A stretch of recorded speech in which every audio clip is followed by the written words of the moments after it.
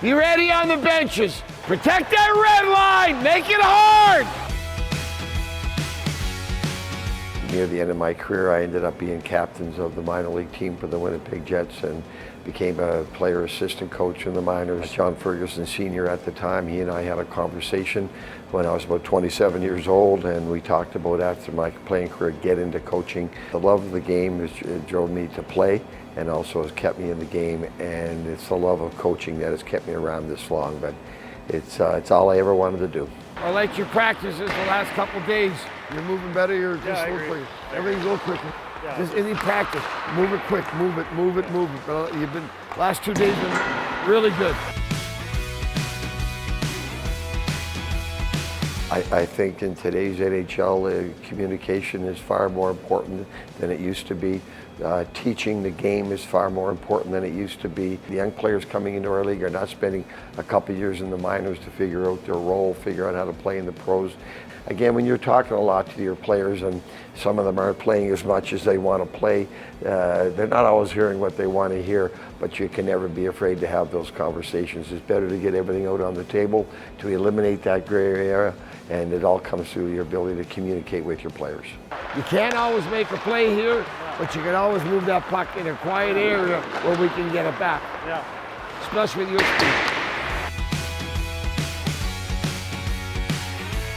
When you get to this level, it's more important for the head coach to make sure that the players are clear on their role, what they have to do to help the team win, whether that's a defensive player, an offensive player, penalty killer, power play. It goes back to the communication. So you've got to make sure the players understand their role, they accept their role, they accept their minutes, and that's a big part of being a head coach today. Wide, wide, wide! Get up, get those gaps, D! Managing our schedule is a big part of a head coach's job, and making sure you're practicing when you can practice, you're traveling when you should be traveling, giving them the proper amount of rest, which means days off. There's a lot of talk with our coaching staff in terms of preparing for practice, exactly the drills we need to do to improve the team that particular day. But in terms of video, then we're all looking at video of the upcoming opponent. But there's an awful lot of work. More work today than in previous years, simply because of the amount of travel, simply because of the amount of games, and there's now 32 teams that you've got to get to know. 45 minutes, that's all we need. Good job today. I've taught our kids that if you're going to do a job, communication with the people you work with is paramount. So regardless what walk of life you're in, I'm a big believer in communication, and honest communication, and not being afraid to have tough conversations. Whoa, nice saucer.